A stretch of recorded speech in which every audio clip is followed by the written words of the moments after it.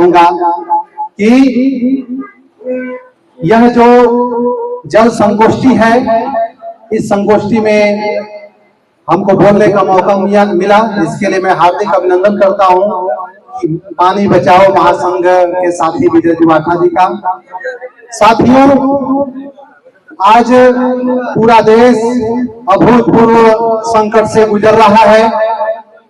पूरे देश के अंदर कहीं संविधान बचाओ आंदोलन अभियान चल रहा है, कहीं लोकतंत्र बचाओ अभियान चल रहा है, कहीं नौजवान सड़कों पर रोजगार बचाने की मांग कर रहे हैं, कहीं कोई सरकारी संस्थाओं को बचाने की मांग कर रहे हैं।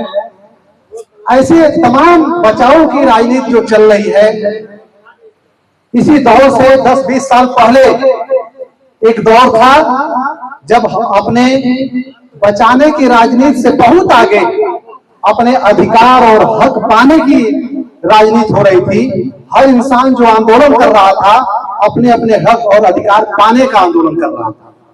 लेकिन जो देश में कुछ ऐसी व्यवस्था आने लगी 1991 में नई आर्थिक नीति के बाद कि लगातार हक अधिकार छीन लिए गए और अब उसको बचाने का आंदोलन चल पड़ा है। उसी में हमारे देश में जो प्रकृति जनित उपहार है, पानी को भी कुछ लोगों ने बोतलों में बंद कर दिया। उसको बचाने के आंदोलन से जुड़ा हुआ साथी पानी बचाओ महासंघ को मैं हार्दिक अभिनंदन करता हूं कि पानी बचाओ की राजनीति से हम अपने पानी के हक अधिकार को पाने की राजनीति तक कैसे पहुंचेंगे, यह एक आने वाले समय में यह बहुत महत्वपूर्ण विषय होगा।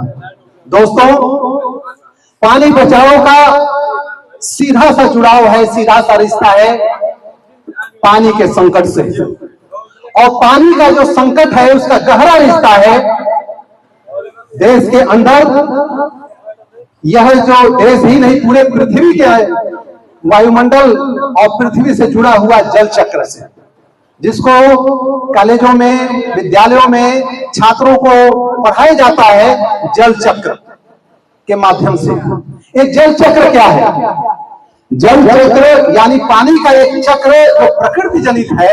प्रकृति में एक ऐसी प्रक्रिया जहां झरने, नदी, नाले, नहर, पोखरे, इन सब का पानी जब सूर्य की यह गर्मी आती है धरती पर, तो पानी वाष्पोत्सर्जन क्रिया के द्वारा, इवापोरेशन के द्वारा, और जो पेड़ पौधों के पत्ते हैं, हरे पत्ते हैं, वह ट्रांसपिरेशन के द्वारा, वाष्पोत्सर्जन के द्वारा वायुमंडल में इस जल को वाष्प के रूप में भेजते हैं।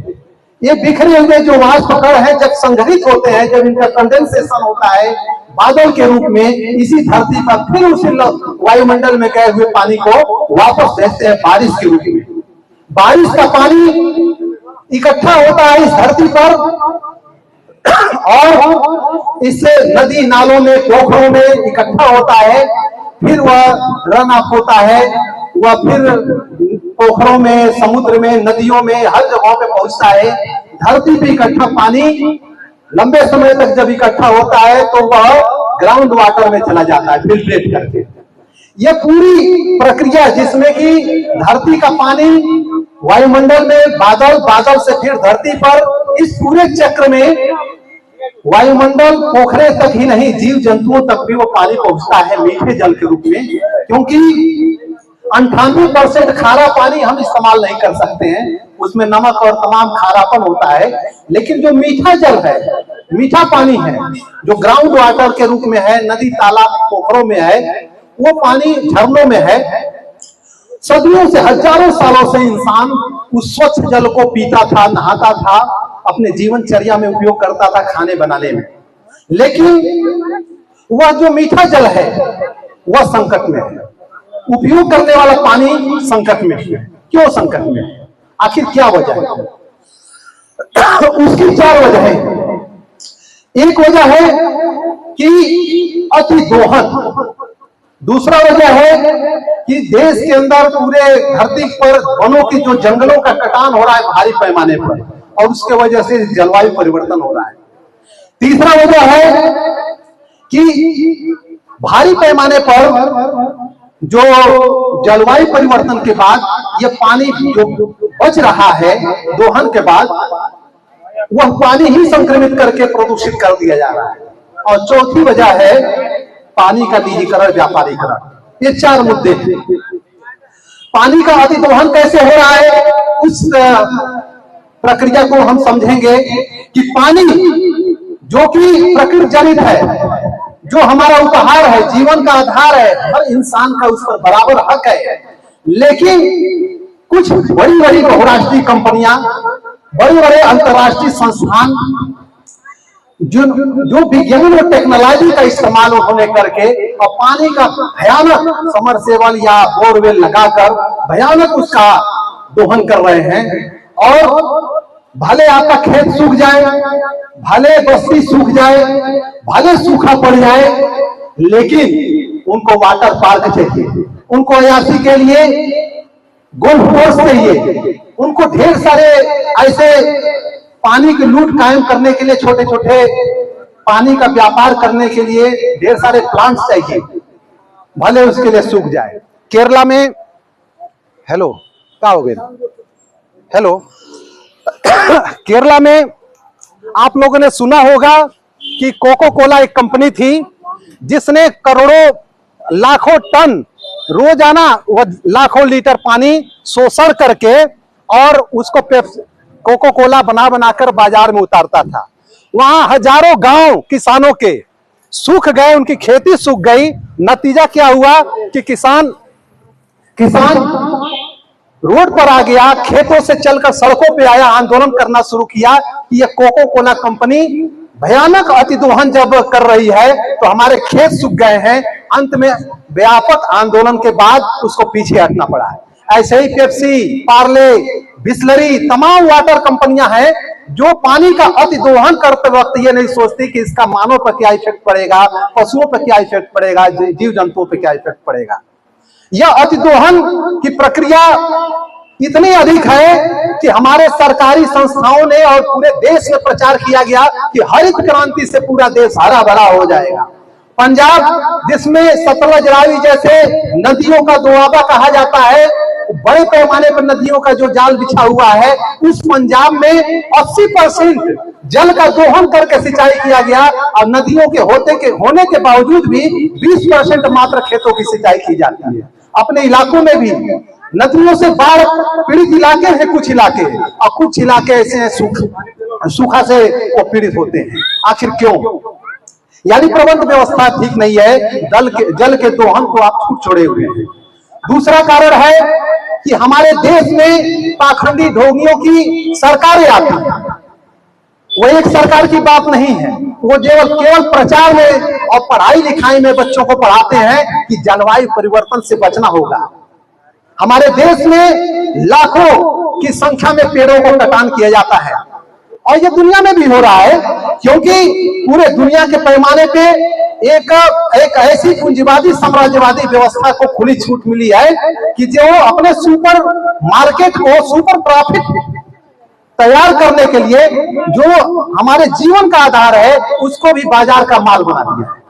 वह बाजार का माल पानी बन चुका है, उसको ये वनों की कटाई के जरिए उसको किनारे रख देते हैं कि जलवायु में क्या परिवर्तन होता है। वनों की कटाई का एक नायाब उदाहरण है हसदेव। पूरे मध्य भारत में महाराष्ट्र, उड़ीसा, मध्य प्रदेश, उड़ीसा और छत्तीसगढ़, झारखंड, ये सब मध्य भारत खनिज संपदाओं का केंद्र रहा है और जंगल भारी पैमाने पे जंगलों से आच्छादित हो रहा है। वहां पे प्राकृतिक जो संसाधन, जमीन है, पहाड़ है, नदियां हैं, इसका आंदोलन आदिवासी चला रहे हैं, जिनको सबसे गंवार गुज्जर कहा जाता है और जल जंगल जमीन के सवाल को वो मुख्य सवाल बना चुके हैं। उनको कभी माओवाद के नाम पे मारा जाता है, उस आंदोलन को भिन्न भिन्न तरीके से कुचला जाता है, लेकिन पानी का आंदोलन वहां पे भी चल रहा है, पानी बचाने का।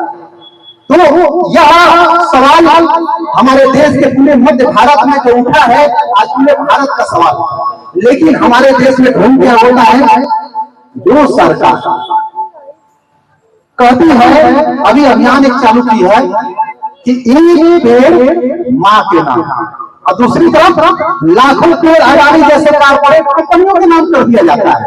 ये बिहार में चाहे वह हस्ते छत्तीसगढ़ में ये लाखों पेड़ों को कटवा कर एक तरफ पूंजीपतियों को सौंप दिया जाता है और दूसरी तरफ पाखंड क्या किया जाता है, एक पौधा रोपण कर दिया जाता है। ये कैसा पाखंड है? तो इस पाखंड के लिए सोचना होगा कि वनों का जो भयानक नुकसान किया जा रहा है, जंगलों की कटाई हो रही है इन मुनाफाखोरों को जमीन देने के लिए, इनकी कंपनियां लगाने के लिए, यह हमारे देश, हमारे इस धरती का टेम्परेचर बढ़ा रहा है। और जो यह बारिश का पैटर्न है, जिसको मैं शुरुआत में जल चक्र बताया था, कि बारिश के पैटर्न को चेंज कर रहा है। नतीजा क्या हो रहा है कि कहीं सूखा पड़ रहा है तो कहीं बाढ़ आ रहा है। दूसरी तरफ इसके बाद जो बचा खुचा जो पानी है वो लगातार कंपनियां और हम लोग के तरफ से भी जो नगरों का शहरीकरण हो रहा है और कंक्रीट का पूरा ये सड़कों का जाल बिछाया जा रहा है, ये जो धरती है इसको ढक के सुंदरीकरण के नाम पे तमाम यह जो सीवेज नहरों के जरिए पानी नदियों में जो जा रहा है, पॉलीथीन जा रहा है और यह कंपनियों के जो कीचड़ जा रहे हैं, इसकी वजह से हमारा पानी इतना संक्रमित हो रहा है कि उसके अंदर आर्सेनिक, आयरन, फ्लोराइड और भी तमाम तरह के ऐसे संक्रमित बैक्टीरिया उसमें रह रहे हैं कि जिसमें लोग खुलेआम नाली का पानी एक जमाने में लोग पी लेते थे, नहरों का पानी पी लेते थे, लेकिन उस पानी को पीने के बाद खुलेआम डायरिया, कहीं कैंसर, कहीं पे हैजा, ये तमाम संक्रामक बीमारियों के से हम जनित हो रहे हैं। यानी कि जलवायु के बाद हमारा जो पानी है उसको भी प्रदूषित कर दिया गया। उसके बाद चौथा जो मुख्य कारण है कि पहले तो संकट में जनता को ढकेल दो और जब संकट आ जाता है तो कुछ दान दक्षिणा टाइप के दानी टाइप का बनने वाले मुनाफाखोर बर्बर लूट खसोट युद्धों में पूरी दुनिया को ढकेलने वाले, जैसे गाजा पट्टी में ढकेल रहे हैं या यूक्रेन में हम बमबारी कर रहे हैं, ये लोग तमाम अंतर्राष्ट्रीय संस्थाओं के माध्यम से देश के अंदर क्या करते हैं, पानी को अशुद्ध करने की जरूरत है, बहुत संक्रमित हो गया है और ये अंतर्राष्ट्रीय और बहुराष्ट्रीय कंपनियां मिलकर पानी का व्यापार और निजीकरण में उतर जाती है। और वह गरीबों का जो पानी है जो प्रकृति जनित है, उन्हीं प्राकृतिक संसाधनों की तरह से हवा, बयार और धूप की तरह से उस पानी के बिजनेस में उतर जाते हैं और वो पानी भयानक मुनाफा का केंद्र बन जाता है। तो ऐसे समय में एक तरफ हम जब टीवी पर या तमाम मोबाइलों में देखते हैं कि खाली बर्तन लेकर लंबी लाइन लगाने वाले वे राजस्थान से लेकर और गांव देहातों के लोग पड़े होते हैं, ये टूटी में छोटे छोटे थोड़ा सा पानी आ रहा है उसको रोकने के लिए, तो दूसरी तरफ गैलनों में पानी बेचने वालों का ऑटो पर या पिकअप पर भारी पैमाने पर पानी बेचने वाले लोगों का है कि पैसा है तो आप कहीं पे भी स्टेशनों पे चले जाइए तो पानी आप 20 रुपए में खरीद लीजिए। यानी एक ऐसी दोहरी व्यवस्था जो एक लुटेरे का है, जो पैसा अगर है तो उसी पानी को आप खरीद के पीजिए और वरना वजह के सड़ा हुआ पानी पीजिए और बीमार होइए। तो ये चारों कारणों का क्या समाधान होगा? चारों कारणों का समाधान है और ढेर सारे समाधान हैं हमारे देश में। वो समाधान व्यक्तिगत स्तर पर और सामाजिक स्तर पर किया जाता है। जैसे अगर सरकारें या हम लोग मिलकर जागरूक हों और संगठित हों तो यह खेती का जो फसल चक्र है जिसमें भयानक पानी का नुकसान होता है, जैसे पंजाब से लेकर उसी की देखा देखी हमारे इलाकों में अगर सरकार और कृषि मंत्रालय या तमाम लोग इस चीज पर अगर सोचें तो कम पानी की खपत वाली भी फसलों का चक्र की शुरुआत की जा सकती है अगर चिंतन हो तब। एक सिर्फ एक व्यक्ति का मामला नहीं है, ये सामाजिक सवाल है। ड्रिप तकनीकी आ गई है समाज में या स्प्रिंकल मेथड आ गया है, इस टेक्निक के जरिए हम उस पानी के जो फालतू बहाव कर रहे हैं बोरिंग करके उसको ड्रिप विधि द्वारा या स्प्रिंकलिंग विधि द्वारा टेक्निक द्वारा हम उस कम पानी को मतलब सीमित कर सकते हैं वो बर्बाद होने को। या जो वर्षा का पानी है उसको भी हम अपने या जो जल स्रोत जो सूखे हुए हैं कुएं, पोखरे या तालाब, इन सबको पुनर्खनन करा के पुनर्जीवित करने की, उनको जिंदा करके उसमें वाटर स्टोर कर सकते हैं। उस वाटर का इस्तेमाल हार्वेस्टिंग में या पीने में रिसाइकलिंग करके कर सकते हैं। इसी तरीके से खेती का जो मेथड है, खेती का मेथड, क्योंकि खेती में बड़े पैमाने पे बोरिंग के बाद आदमी को जरूरत पड़ती है ये पानी की, तो उस मेथड को भी अगर हम चाहें तो परिवर्तन कर सकते हैं खेती में।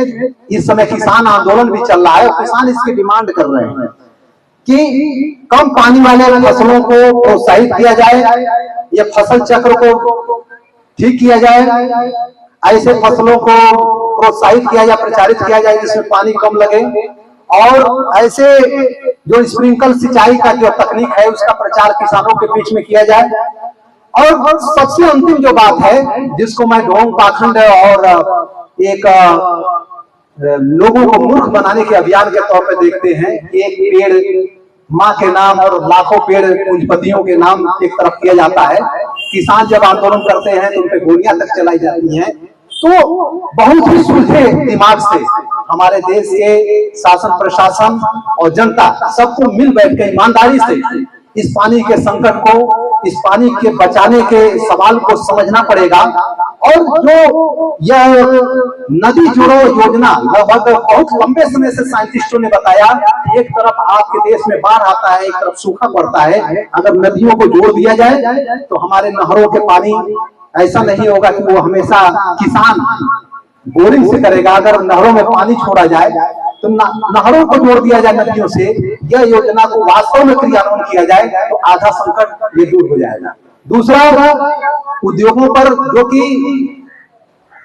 चाहे जिस तरह से वह प्रदूषण नियंत्रण कड़े तरीके से कार्रवाई होनी चाहिए। और तीसरा कि गांव और नगर स्तर पे जो मुख्य बात है, यहाँ पे अगर हम लोग कार्यक्रम कर रहे हैं, यहाँ पे हम लोग बैठे हुए हैं तो नगर के भी लोग आए हैं, शहर से भी लोग आए हैं और देहात के भी लोग हैं। इन दोनों लोगों को कुछ सामुदायिक जीवन के बारे में सोचना चाहिए, एक सामूहिक जीवन के बारे में सोचना चाहिए, क्योंकि अकेले का काम नहीं है। विजय चुआटा यहाँ आए हैं आपके बीच में, इसलिए एक समुदाय बनना चाहिए और सामुदायिक प्रबंध समितियों का निर्माण होना चाहिए, ताकि 10-50 लोग मिलकर और पानी का नियंत्रण कैसे किया जाए। एक सामुदायिक प्रबंध समितियों का गांव-गांव हम लोगों को संगठन बनाने की जरूरत है। यह इसमें सरकार और जनता दोनों मिलकर इसको प्रोत्साहन दे सकती है। और अंतर्राष्ट्रीय सहयोग के तौर पे नदियों के जो तमाम झगड़े हैं, साझा नदी योजनाएं बनानी चाहिए। और सबसे महत्वपूर्ण चीज जो मेरे बोलने का अर्थ है कि यह जो साम्राज्यवादी पूंजीवादी लूट खसोट चल रहा है, जिसमें इंसान और इस धरती और इस जीव जंतुओं को किनारे लगा दिया गया मुनाफा कमाने की हवस में, इस व्यवस्था को भी किनारे लगाना पड़ेगा, जहां पे मनुष्य द्वारा मनुष्य का शोषण न हो, एक जीव द्वारा दूसरे जीव को बेवजह तहस नहस न किया जा रहा हो। ऐसी सोच वाली व्यवस्था को लाना पड़ेगा, समता मूलक या समाजवादी जो हमारे भारतीय संविधान में कहा गया है, उसको धीरे से इस देश की सरकारें उस समाजवाद को, उस धर्मनिरपेक्षता को किनारे लगाना चाहती हैं, क्योंकि इसके वजह से हम लोग सोचते हैं कि एक ऐसी दुनिया बननी चाहिए जहां पे लूट खसोट बेवजह मुनाफाखोरी न हो, वह चीज को भी खत्म करना होगा। इसी के साथ इंकलाब जिंदाबाद। धन्यवाद।